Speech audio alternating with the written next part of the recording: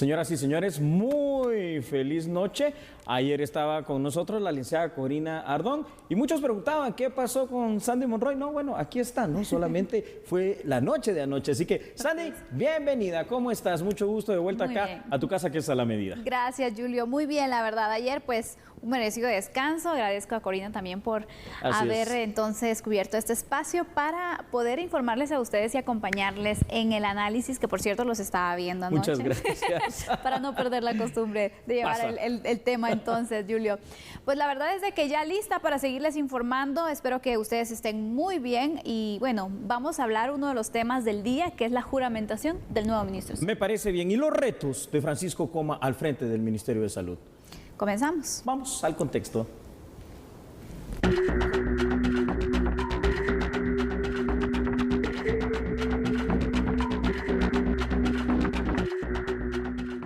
El presidente Alejandro Yamatei juramentó en Casa Presidencial la mañana de este jueves al doctor Francisco Coma como nuevo ministro de Salud Pública y Asistencia Social, en sustitución de Amelia Flores, quien renunció al cargo por motivos personales.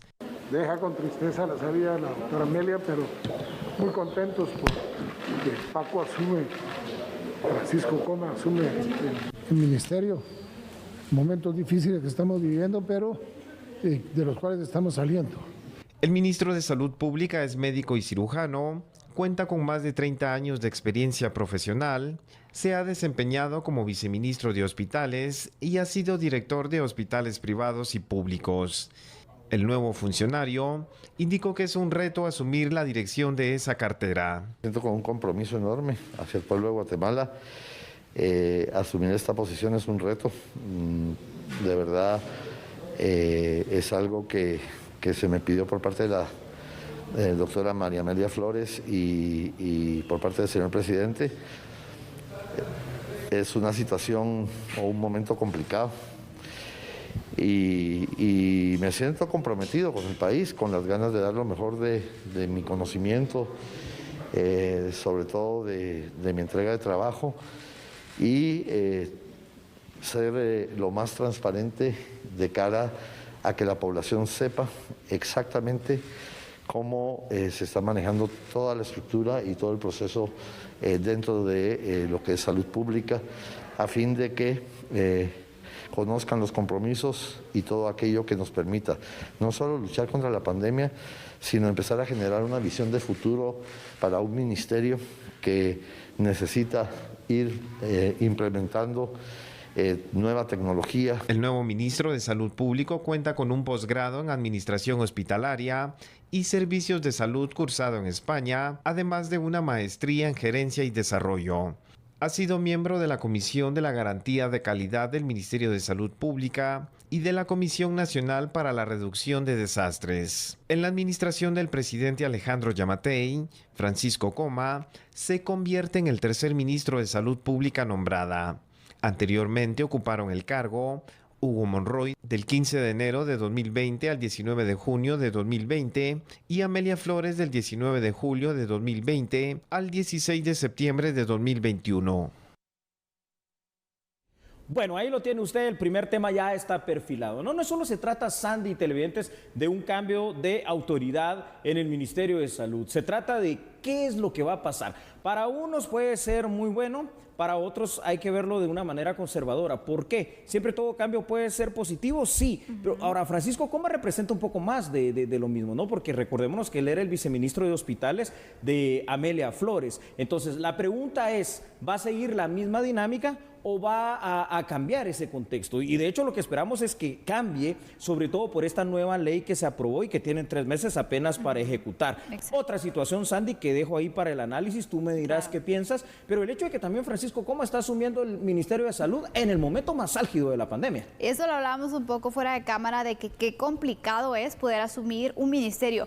de por sí que ya está pues con crisis, porque sabemos entonces que los niveles de atención en los hospitales ya están sobrepasando, hay muchos retos, hay muchas necesidades, esta pandemia que bueno, no se acaba tampoco, y hay tantas cosas que el Ministerio de Salud en este momento tiene que acelerar, que sin duda alguna, esté quien esté, va a tener una serie de retos y también complicaciones, Julio, pero también hay ciertas oportunidades, y una de ellas es esta ley de emergencia para la atención del COVID-19, que puede marcar entonces una ayuda en cuanto a poder realizar las compras de insumos, de equipos y hacerle frente a esta situación.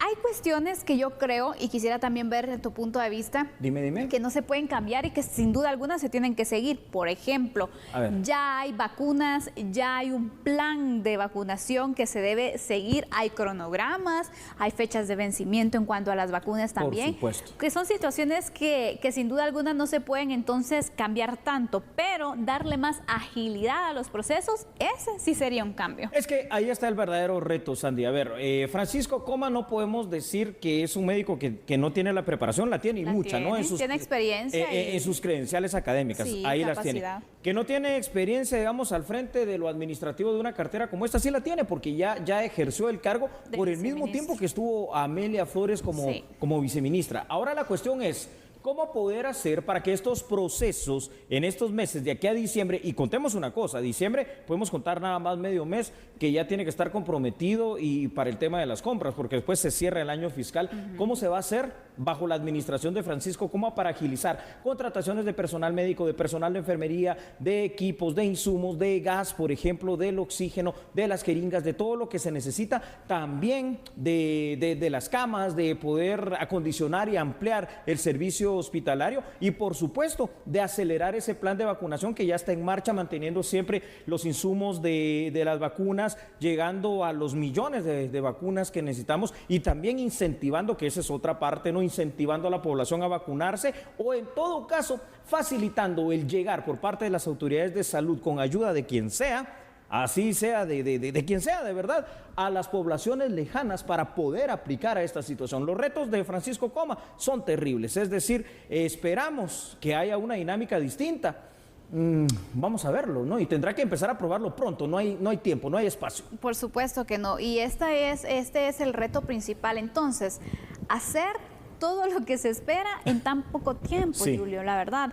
Y aparte de esto, ir fortaleciendo ciertas campañas, ir fortaleciendo pues ciertos procesos, acelerando ese mecanismo de vacunación que se tiene, pero sobre todo el reto es llegar a la mayor cantidad de municipios que hasta el momento tienen un nivel bajo en cuanto a la vacunación. Absolutamente.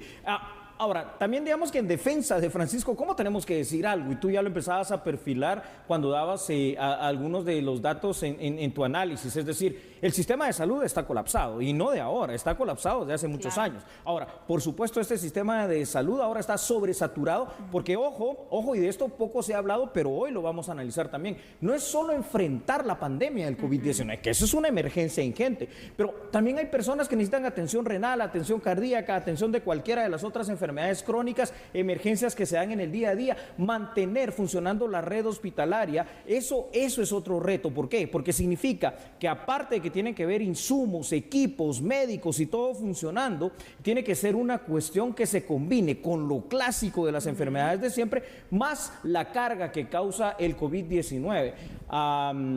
Al final de cuentas, asumir la cartera de salud en estas condiciones, pues yo no sé si pues casi aplaudirle a Francisco Coma en el sentido de haber tenido el valor de asumirla. Ahora, ¿cómo le vaya a ir? Ya dependerá de él. ¿Cómo le vaya a ir? Dependerá de su equipo. Ya nombró, eso te lo tengo que decir, fíjate, Sandy, a ti y a todos los televidentes, ya nombró viceministra de Hospitales, la que lo suplanta a él en ese viceministerio. ¿Quién es? Otra persona de amplia experiencia que estaba dirigiendo el hospital de Amatitlán. Bueno, esperemos que le vaya bien, y no por él, tú también, no, pero esperemos que le vaya bien por la salud de Guatemala. Por supuesto, por el bien del país. Así es. Julio, pero mira, la verdad es de que el equipo de trabajo sin duda alguna va a ser pieza clave para que se puedan tener los resultados que se esperan. Correcto. Porque de eso va a depender mucho. Y en este punto también el ministro ahora tiene que evaluar quiénes les pueden funcionar en las áreas donde se encuentra o si hay necesidad incluso de hacer cambios, que eso es válido, que cualquier funcionario lo puede hacer. Ahí vamos. También atendiendo los objetivos que ellos tienen para cumplir, porque aquí lo que queremos son resultados. Yo lo que le recomendaría al ministro Coma,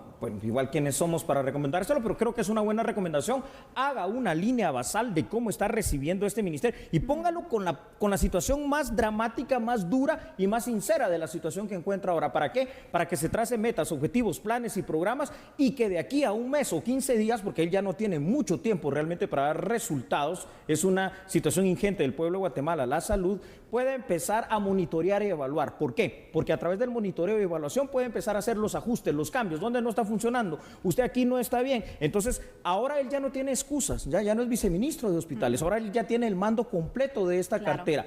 Puede empezar a hacer esos ajustes para que las piezas vayan cambiando y caminando. Por supuesto. Vamos a ir con unos datos, Julio, porque yo creo que es importante poder resaltar cierta información. Con mucho gusto, Sandy, ahí lo tenemos en pantalla gracias a nuestra producción. El ministro Coma hoy asume la cartera de salud en medio de la parte, hay que decirlo, Sandy, más dura, más álgida de la pandemia en Guatemala, por lo cual el desafío ya per se es mayúsculo.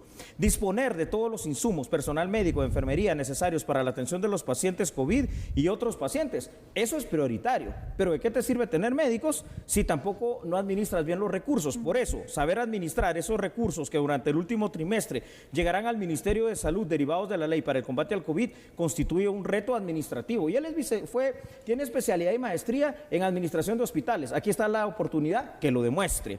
Lograr la contratación y el pago oportuno e idóneo de personal de salud durante el tiempo que sean necesarios es una de las tantas, pero también principales, necesidades. Totalmente, hay muchas necesidades y hay que ir priorizando, porque también el que mucho quiere abarcar al final... Hombre, que esa es otra cosa, ¿no? Entonces hay que establecer esas prioridades y una ruta por la cual trabajar, porque sabemos que si queremos hacer mucho, pero no tenemos entonces las direcciones hacia dónde vamos, también no vamos a lograrlo con objetivos concretos, con objetivos claros.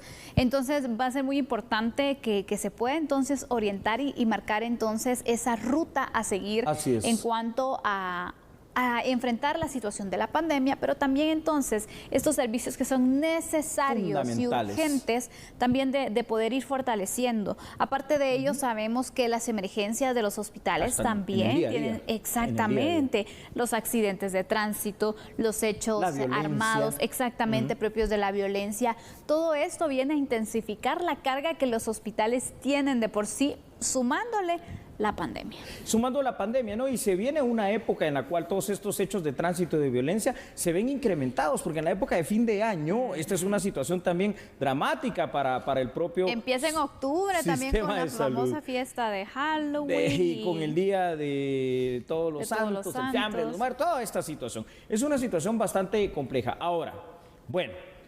Yo quiero hacer una sugerencia, si se permite, yo creo que es válido, ¿no? Al final de cuentas, para que Coma también pueda tener la situación de dar resultados. Creo que la mejor sugerencia que podría yo lanzar para el Congreso de la República en este momento es que durante este tiempo, al menos durante este tiempo, no se hagan citaciones o mucho menos interpelaciones o alguna cuestión a Coma. ¿Para qué? Para que se le dé un tiempo prudencial, un mes, mes y medio para que trabaje. Porque es que de lo contrario también los ministros pierden en esa situación de citación política el tiempo valioso que tienen que estar ocupando para atender las injerencias en el tema de salud. Y Coma y su equipo tienen que saber una situación, porque por eso asumieron ese reto. Este va a ser un trabajo que los va a desgastar, que los va a desvelar y que les va a llevar a estar de las 24 horas del día, no sé cuántas, 15, 20 horas allí, pero es que es necesario y ese es el reto que también tiene que asumir.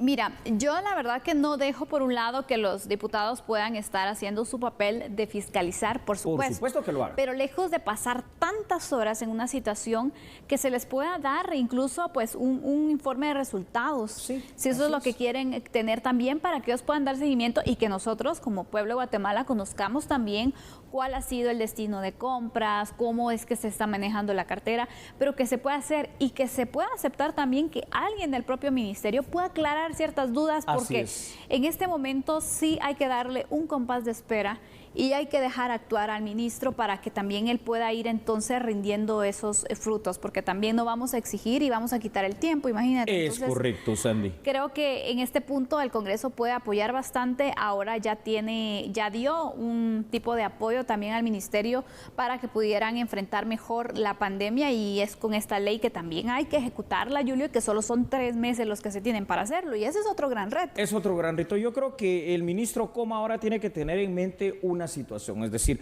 no puede inventarse aquí el agua azucarada, así que una palabra que todos conocemos que llegue a su mente para que sea el ejemplo, ¿no? El famoso FODA, el análisis FODA. ¿Por qué? Porque él va a encontrar debilidades y amenazas y es lo que más va a encontrar. Ahora está la oportunidad, como en toda crisis, de esas debilidades y amenazas poderlas volver fortalezas, poderlas convertir en oportunidades y encaminar a Guatemala hacia ese rumbo correcto para la vacunación, para empezar ya no atender, a contener la pandemia del COVID-19 aquí en el país y por supuesto también empezar a atender de una manera más precisa a todas las otras especialidades médicas y emergencias que has mencionado que se necesitan en el día a día. Y hablando de este punto, ¿vamos con otros datos? Claro que sí, Sandy, con mucho gusto y vamos a verlos allí en pantalla. Si bien es cierto, Sandy, la atención y contención de la pandemia es prioridad, hay otros temas relacionados a la salud que son importantes y son importantes en la misma dimensión.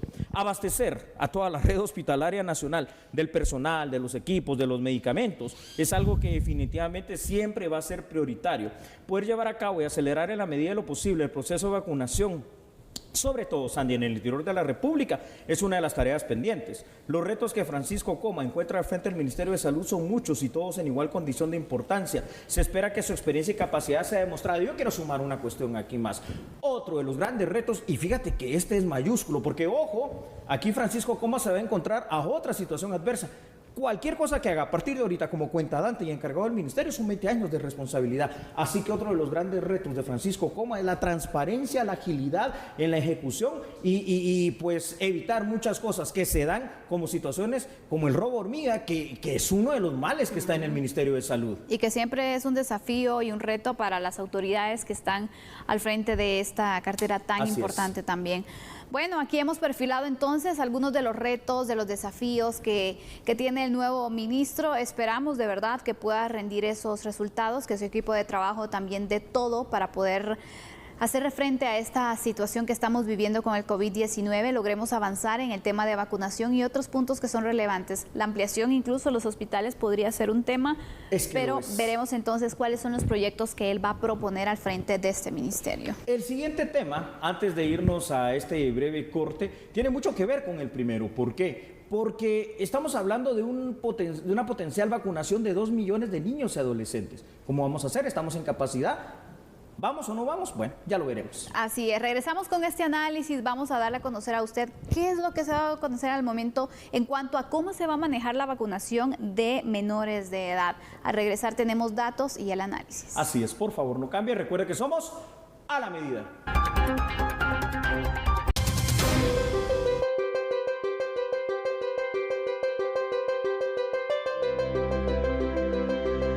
2.121.287 adolescentes entre 12 a 17 años serán vacunados contra el COVID-19, señalaron las autoridades del Ministerio de Salud, quienes explicaron que aún no existe una fecha específica para iniciar con la inmunización de este grupo etario.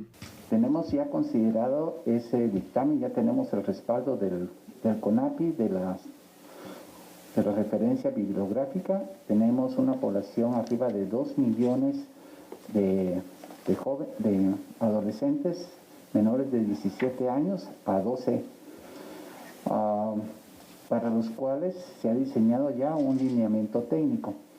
Al igual que se estableció el Plan Nacional de Vacunación constituido por fases, tenemos la opinión de los expertos es abordar esta población principiando por los niños, los adolescentes con comorbilidades. Autoridades señalaron que las vacunas que tienen planificado administrar a los adolescentes son Pfizer o Moderna.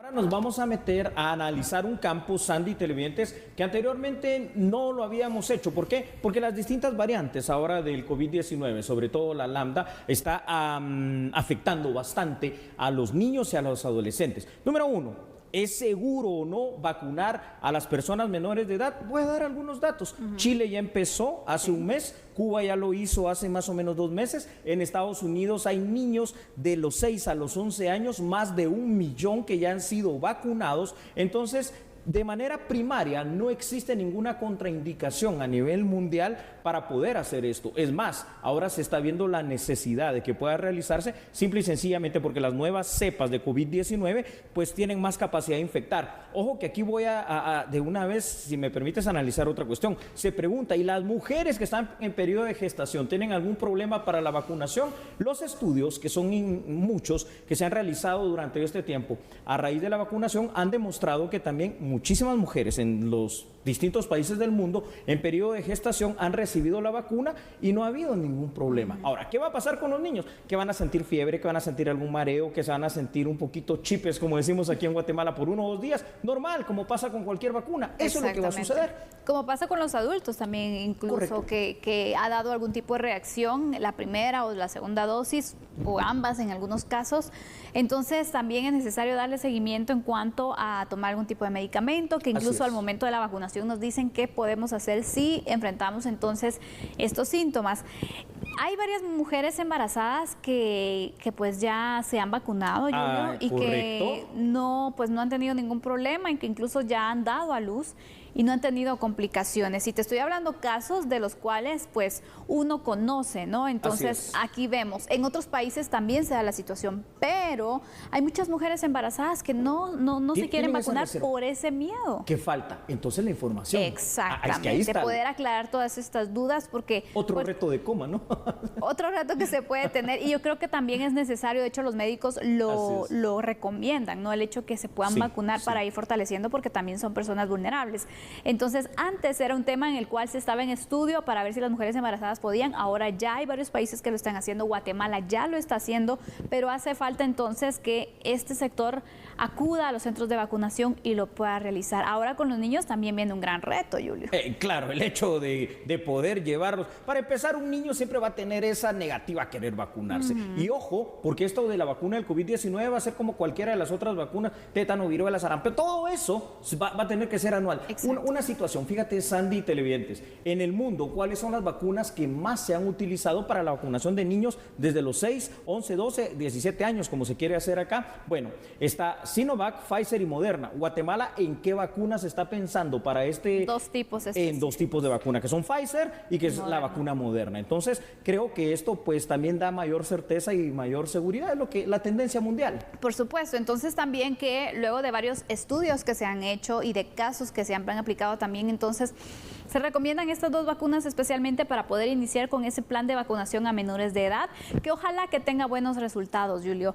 Pero vamos entrando a los datos, ¿te parece? Con mucho gusto. Por favor, nuestra producción ya los ha puesto. Sandy, aunque en general se han infectado menos niños todavía con COVID-19 en comparación de los adultos, la vacuna va a ayudar a evitar que los niños contraigan la enfermedad. Recordemos que algunos niños pueden contraer infecciones pulmonares graves, enfermarse gravemente y requerir hospitalización. También, Sandy, los niños pueden tener complicaciones con el síndrome inflamatorio multisistémico. Ojo con eso, hay que informarse. La vacuna ayuda a prevenir, a reducir reducir, mejor dicho, la propagación del COVID-19. Además, la vacunación contra el COVID-19 puede ayudar a evitar que surjan otras variantes del coronavirus, que es eso precisamente uno de los graves problemas que estamos teniendo hoy por hoy en el mundo y aquí en Guatemala. Es decir, el hecho de que la inoculación pues ya ha iniciado, pero que tampoco se logra completar, ha hecho que las distintas regiones del mundo hayan visto surgir variantes. Y tenemos la latinoamericana, tenemos la variante esta lambda, que nos está dando a conocer que puede infectar a cualquiera. Entonces, es una necesidad.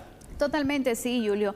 Y por eso es que entonces los países tienen que ir avanzando en cuanto a la vacunación a este sector, que es un nuevo sector entonces que se está agregando, un nuevo grupo etario que se está entonces buscando la forma de poder llegar a ellos. Y sobre todo entonces que este plan de vacunación a menores de edad se pueda ir fortaleciendo y extenderse de verdad a cada rincón del país, porque que no pase como lo que está sucediendo con los adultos, donde hay varios municipios que están a la espera y no tienen vacunas. Ahí entramos al plano otra vez de ligar los 2 temas. Reto grande, fundamental. Aquí ya no solo del ministro Coma, reto fundamental de todo el sistema de salud del gobierno, si usted quiere, y por supuesto de los gobiernos locales, que vamos a insistir en eso, es venir y apoyar en este tema. ¿Por qué? Porque hay que proteger a los más vulnerables. En este momento todos somos vulnerables al COVID-19, pero hay que entender que por supuesto que una persona ya muy mayor con enfermedades que le pueden estar atacando va a ser más vulnerable que una persona joven y sana medianamente, y que una persona pequeña, ¿no? En este caso, un joven, un adolescente, pues ahora también es vulnerable por el simple hecho de que esta enfermedad puede llegar también a atacarle de una manera terrible, el síndrome inflamatorio multisistémico. Totalmente, pero de momento están los planes, está el proyecto entonces de poder iniciar con la vacunación a menores de edad, pero todavía no está el registro. Vamos con información sobre quiénes sí se pueden registrar para poder acudir a los centros de vacunación. Claro que sí, con mucho gusto. Actualmente el Ministerio de Salud ha habilitado el registro para la vacunación de todo guatemalteco mayor de 18 años, Sandy. Según los últimos datos del Ministerio de Salud, hasta el 13 de septiembre, más de 13.963.000 personas han sido vacunadas. 1.899.000 personas vacunadas con esquema completo y en total se han administrado más de 5 millones, casi ya llegando a los 6 de vacunas en completo. Pero aquí vamos a la otra parte, es decir, se alcanzó este ritmo, se tienen las vacunas, pero también el ritmo de vacunación ha tomado, lo que hemos dicho durante ya estos días y la semana pasada también, un ritmo que se ha ido ralentizando y que por supuesto tendrá que cambiar. Pero no va a cambiar solo con el hecho de que estén las vacunas, va a cambiar con el apoyo de todos. Y aquí estoy hablando del sistema de salud, de otros equipos que pueden ayudar, el ICS, los bomberos, Cruz Roja, autoridades locales, la misma iglesia, porque, a ver, perdón, ¿verdad? Sin herir susceptibilidades, respetando todos los credos y religiones, por favor. Hay muchos líderes religiosos que están haciendo inclusive el llamado a la no vacunación. Entonces, esto, sobre todo en el interior de la República, es como si te lo estuviera diciendo Dios mismo. Así que, ojo con eso. Mucho cuidado, la verdad, y es un gran desafío que se tiene entonces en cuanto a ir convenciendo a la gente de poder acudir a los centros de vacunación y poderse vacunar.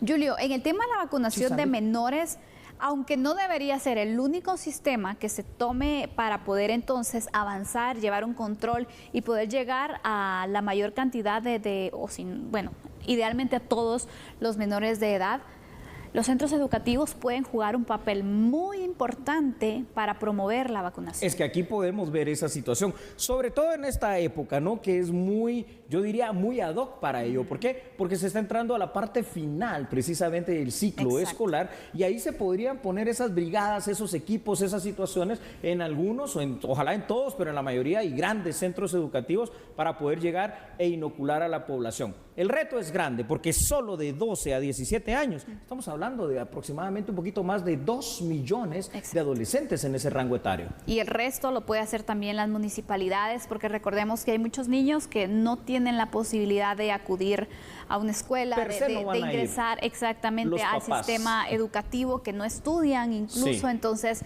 estos niños tienen que ser ubicados también por las autoridades para que ellos también tengan la oportunidad y convencer a los padres, incluso si el padre no quiere, tratar de convencer a la familia para poderlos vacunar a todos y poder entonces avanzar en esa inmunización contra el COVID-19. Vamos a terminar el tema y ¿sabes dónde se podría empezar? Con los niños que están en la calle, en situación de calle. Bueno, ahí estamos, ahí son ideas, ¿no? Vamos a dejarle las conclusiones finales a usted y cuando regresemos, Andy, vamos a tratar un tema, ¿no? Importadores con la cuestión de la SAT. ¿Por qué? Porque la SAT ahora está detrás de estos importadores, porque muchos de ellos cumplen, pero algunos están defraudando al Estado. Muchos. Exactamente. Vamos a regresar entonces con este análisis. ¿Cuáles son ahora los factores que han identificado que ponen en riesgo la recaudación tributaria? Lo conoceremos al volver. Por favor, recuerde que nosotros somos acá por TN23 a esta hora, a la medida.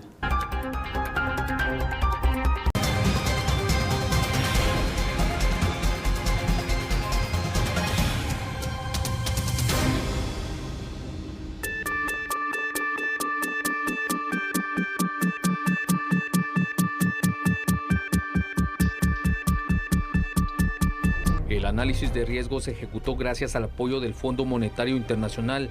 De esa cifra señalada, cerca de 200 importadores son de alto riesgo de evasión y están plenamente identificados. A finales de agosto, la SAT informó sobre varios casos de declaraciones con irregularidades detectadas en empresas que se dedican a la exportación. Acabamos de terminar una consultoría con el Fondo Monetario Internacional sobre análisis de riesgo. Casualmente, desde el punto de vista de importación, también hay 6.000 contribuyentes que hay que controlar. Afortunadamente esos 6.000, menos de 200 son de alto riesgo, que vamos a empezar a controlar mejor a través de estos sistemas, ¿verdad? Ahora ya los tenemos perfilados y estos van a pasar a más selectivos rojos en sus importaciones. En dicha oportunidad se señaló que fueron más de 4.000 millones de quetzales que no coincidían en las exportaciones totales de 2020-2021.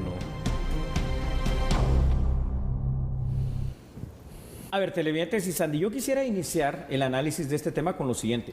Pagar los impuestos es que debería ser una cuestión de cajón, primero porque es una obligación legal, ¿no? Hay leyes específicas aquí en nuestro país que nos hablan acerca de impuestos concretos, los cuales hay que pagar, así como cuando usted hace una compra tiene que pagar el IVA, cuando recibe también las ganancias de lo que usted produzca como trabajo, como empresa, tiene que pagar el ISR, y por supuesto hay impuestos de importación, de exportación, que simple y sencillamente son una carga tributaria que no es optativa, que no es opcional, que no es discrecional, sino que es obligación, y para ello hay un ente rector, la Superintendencia de Administración Tributaria. Pero ¿qué es lo que está pasando? ¿Cuál es la debilidad o cuál es la costumbre? Porque esta es una gran fuente de derecho que hace que muchas personas, en este caso precisamente la SAT, detrás de varios importadores, que simple y sencillamente no están cumpliendo con la carga tributaria. Y ojo, Sandy, que se viene la época, el trimestre, en que mayor importación va a entrar al país. Totalmente, y por eso es importante también que la SAT pues siga fortaleciendo esos sistemas de control. Qué bueno de verdad que se pueden ir entonces dando cuenta de estas situaciones, sí. Julio, sin duda alguna han ido mejorando también los controles que pueden tener para pues identificar estos casos, ¿no? Correcto. En esta situación, ¿qué es lo que procede? Es decir, ¿se cita al importador en este caso para que pueda explicar o directamente se va entonces con las medidas administrativas o de qué tipo? Hay dos tipos de medidas. A ver, solo para poner un ejemplo. Fíjese usted, por si no lo tiene muy claro, un solo día de atraso, por ejemplo, en el pago del IVA, ¿no? Un solo día de atraso genera ya el incremento del 50% de lo que tenía que haber pagado. Entonces, como que no es negocio, es una cuestión administrativa. Entonces, ahí pueden haber días, meses o años de atraso que van a generar definitivamente pagos administrativos en 2 vías, multas y moras, aparte del impuesto que se tuvo que haber pagado. Entonces, son 3 cosas, 3 cargas extras, ¿no? Aparte de ello, si la situación es muy recurrente, muy grande, y también han habido las situaciones que tú dices para la parte administrativa y no se consigue una respuesta, entonces viene la parte legal, lo económico coactivo. Recordemos una situación en Guatemala, por cárcel, por deuda no hay cárcel, salvo 3 excepciones. Si no se paga la pensión de alimentos, si se comete una estafa mediante cheque que no tenga fondos y cuando se incumple con el pago de los impuestos. Entonces aquí ya se puede ir al rango penal esta situación. Correcto. Y complicar un poco más la situación de bueno, quién ha incumplido, porque aparte de esto, un proceso entonces que no sabemos cuánto tiempo puede llevar y no se va a librar de pagar lo que le debe a la SAT. Al final de cuentas, no, es que no se va a terminar saliendo con la suya. Por eso, aquí hay una de cal y una de arena, Sandy. Es decir, qué bueno, tú lo decías y yo lo quiero refrendar, que la SAT está poniendo esto sobre la palestra, que lo está haciendo público, que lo está dando a conocer, que están viendo qué es lo que hacen. Pero qué malo que también entonces hay una porosidad, y es evidente, y una porosidad que permite que pues muchos importadores, por mencionar solo a unos, pues no solo los importadores evaden impuestos, estén evadiendo millones, ojo, que aquí ya se contabiliza según la SAT en millones de dólares de la carga tributaria. Y recordemos una cosa, Sandy, se supone que toda empresa, ¿verdad? Toda empresa para tener una economía sana tiene que tener también su situación financiera sana, y aquí incluye la carga tributaria, es decir, tienen que haber contadores, auditores dentro de la empresa que deberían de ser también los responsables junto con los encargados de la misma como representantes legales y dueños para venir y cumplir con sus obligaciones. Es que es una situación que al final de cuentas, al menos en la teoría, Sandy, el pago de los impuestos tiene que redundar en servicios como carreteras, estudios, seguridad, pues todo lo que necesitamos. Y cuando no lo pagas, pues también es que Guatemala tiene menos oportunidad de poder atender esas situaciones. Totalmente. Vamos a ir con unos datos para ver entonces de qué forma es que se puede defraudar a la SAT. Me parece muy bien. Ahí están en pantalla. Claro que sí, Sandy. La defraudación tributaria se puede dar de muchas formas y en varias actividades económicas. Entre ellas está la que hoy estamos exponiendo, las exportaciones. Por supuesto, este tipo de casos afectan literalmente al fisco guatemalteco. la recaudación de impuestos se ve disminuida, se ve mermada, se ve afectada. Las proyecciones desde el año 2020 y en el presente 2021 no han cumplido con la expectativa y por ende han redundado en percibir menos impuestos gracias a esquemas ilegales. Y aquí vámonos a la otra parte, no es excusa, ¿verdad? Porque muchos lo toman como excusa. Es que no pago los impuestos porque no miro que se hagan las inversiones. Señoras y señores, es un deber, pero más que un deber es una obligación. Recordemos que toda norma, es decir, toda ley nos otorga dos cosas. Nos da derechos, ¿verdad? Y tenemos derechos a muchas cosas, pero también nos impone obligaciones. Y ojo, señoras y señores, les digo, y con la pregunta que me hacía Sandy, para poder clarificar esto. Número uno está la parte administrativa, que siempre va a ser que usted va a tener que pagar 3 veces más. Y qué terrible, qué mal negocio, ¿no? Al final de cuentas. Pero lo otro, los juicios económicos coactivos, de verdad, tal y como tú lo decías, pueden llevar a la persona a la cárcel. Entonces aquí sí la cosa se magnifica. Ojalá que se pueda regular. Ojalá, Julio, la verdad. Mira, ayer conmemorábamos entonces el bicentenario de independencia. Una parte de aportar a nuestro país es cumpliendo con nuestras obligaciones, porque es muy fácil decir no se hace nada, es que no miro que entonces se esté cumpliendo con los impuestos que ingresan para cierta situación. Es muy fácil, pero si usted no está pagando, ¿cómo va a tener los servicios? ¿cómo está reclamando? Entonces, una forma de ser un buen ciudadano es cumpliendo nuestras obligaciones tributarias. Así es. Y esto cualquier país medianamente civilizado lo entiende y lo comprende. Y nosotros tenemos que llegar a eso. Vamos entonces, por favor, a proyectar en pantalla otros datos para que sigamos con el análisis. En Guatemala, Sandy, es evidente que no todas las empresas pagan los impuestos correspondientes y que por el contrario, la evasión fiscal es una práctica todavía cotidiana. En el tema del financiamiento del presupuesto del Estado, se supone, ¿no?, que la mayor responsabilidad recae sobre la Superintendencia de Administración Tributaria con un tema específico, la recaudación de impuestos. Ahora, es importante que las autoridades se enfoquen y luchen contra los esquemas de defraudación tributaria que surgen en el país. Aquí hay varios aspectos a tocar. Número uno, combatir la evasión, combatir la defraudación, combatir esta situación y minimizarla a lo mínimo. Aquí hay dos vías, Sandy, y las dos vías que quiero exponer es que se vaya a lo económico coactivo, es decir, a la parte coercitiva, o que por el contrario, como tú decías, se haga el llamado para que puedan regularizarse en este tema, probablemente inclusive tal vez algunos descuentos, pero que se pongan al día, ¿verdad? Que eso es lo importante, no un borrón y cuenta nueva, sino que algunos pequeños descuentos y que ya paguen sus impuestos. Y de lo contrario, con todo el peso de la ley. Pero se debe aclarar, cuando a veces se dan descuentos, es a veces también mucho en el tema de las multas, de las moras. De la multa y de la mora. Pero no del total del impuesto que se debe cancelar. Entonces, la SAT aquí deberá indicar cómo va a proceder también con estas personas que han detectado que están defraudando entonces con sus tributos, para poder también dejar claro y enviar un mensaje a quienes tal vez no han sido detectados, pero que también lo están haciendo, para que se pongan al día con la SAT y que puedan entonces funcionar sin ningún tipo de problemas tributarios, ¿no? Me parece muy bien. Y como último, para este análisis, el hecho de que la SAT también va a tener que mejorar, es decir, ampliarse, mejorarse, hacer el examen de conciencia, ¿cómo va a ser para combatir esto? Porque está pasando en sus propias narices, aunque lo exponga. Bueno, ahí está este tema, Sandy. Así es, vamos a regresar con noticias nacionales. Lo invitamos a que continúe con nosotros porque todavía falta de A la Medida. Así es correcto, no cambie, porque eso es, nosotros somos A la Medida.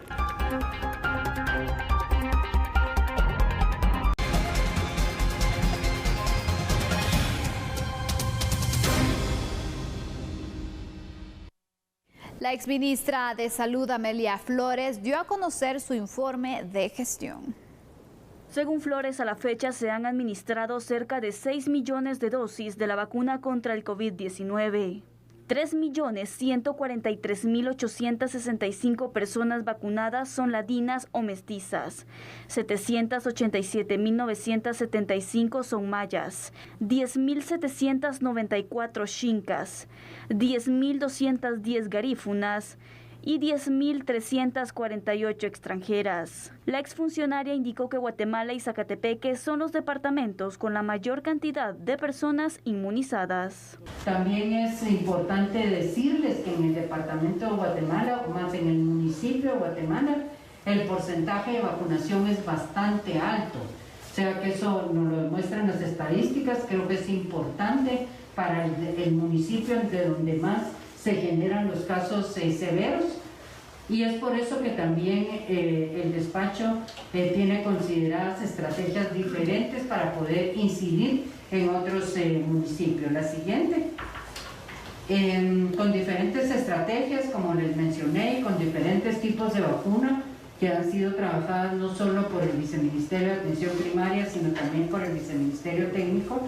El tipo de vacuna que ha sido entregada a las diferentes áreas de salud corresponde a las condiciones que se tienen en cada una de ellas para poder contar con la vacuna más idónea.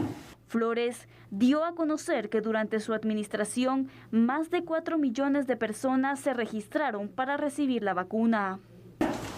En cuanto a las primeras dosis, tenemos 693,000 personas vacunadas con una sola dosis, y el número de personas con esquema completo es de 1.899.518. Estamos seguros que con la venida de la segunda dosis de la vacuna Sputnik, que no solamente va a dar tranquilidad a la población que ya se vacunó, sino que va a aumentar significativamente el número de estas personas. Recuerden que la población objetivo vacunar supera ligeramente los 10 millones de personas a vacunar, porque son personas mayores de 18 años. Aún no tenemos un esquema, un protocolo de vacunación a menores, eso está en estudio.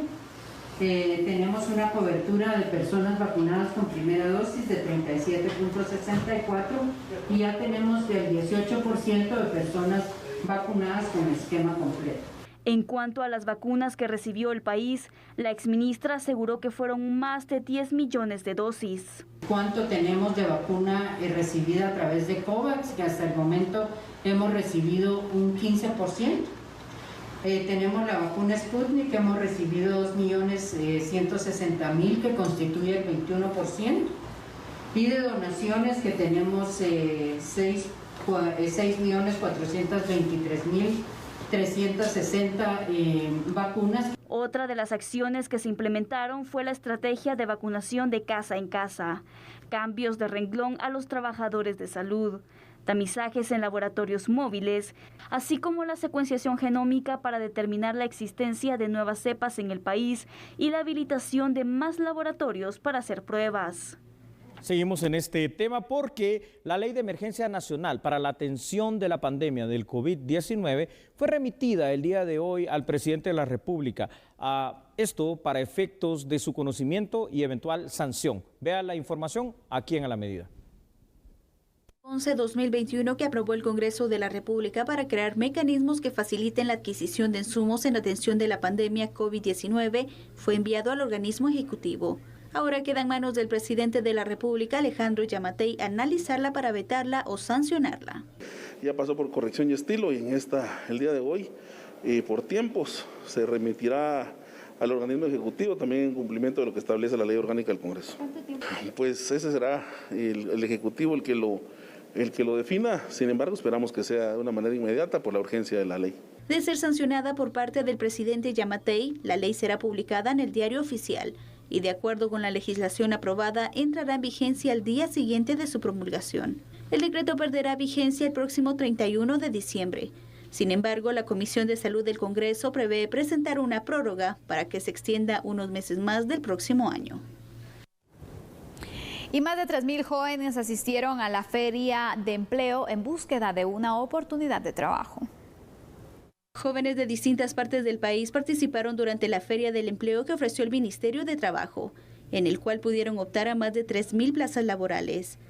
La convocatoria finalizó el pasado 3 de septiembre, por lo que las autoridades del Mintravi informaron que algunos jóvenes aún se encuentran en proceso de reclutamiento por parte de las empresas. Vamos a finalizar con la Feria de Empleo para jóvenes, en el cual tuvimos bastante afluencia tanto a nivel personal como de forma virtual. Esperamos poder colocar a la mayoría de los que fueron o que se acercaron a esto. Tuvimos casi 3.000 plazas disponibles y estamos en ese proceso de colocación y de exámenes que se han hecho a todos, por lo que también le pedimos a las empresas que consideren en relación a los exámenes que se le hacen a cada una de las personas, porque hemos tenido bastante retroalimentación en relación a los polígrafos que se realizan, que en algunos no salen confiables las personas. Entonces solicitarle a las empresas que vuelvan a hacer los exámenes o que realicen de esta manera, nos puedan ayudar para que los jóvenes también puedan insertarse de forma laboral. Se orientaron de estas 3.000 plazas que se crearon, se orientaron a 5.000 plazas, digamos, distintas. Entonces tenemos varios jóvenes orientados a distintas plazas, pero como cada empresa tiene su forma de colocación y de dar seguimiento a los procesos, todavía se encuentran algunos en análisis de expedientes, en entrevistas y en estos exámenes de polígrafo que le decía que las empresas tienen. Entre las oportunidades de empleo que se ofrecieron durante la feria estaba para optar a un puesto de auxiliar de bodega, operador de montacargas, cocinero, enfermería a nivel medio, técnico en servicios informáticos, ejecutivo de ventas y gerencia de restaurantes, entre otros. Bueno, Sandy, ya es jueves, así que mañana yo creo que a las 21 horas el llamado es para que estén acá en A la Medida. Por supuesto, lo esperamos entonces. De momento, descanse. Hasta mañana. Chao.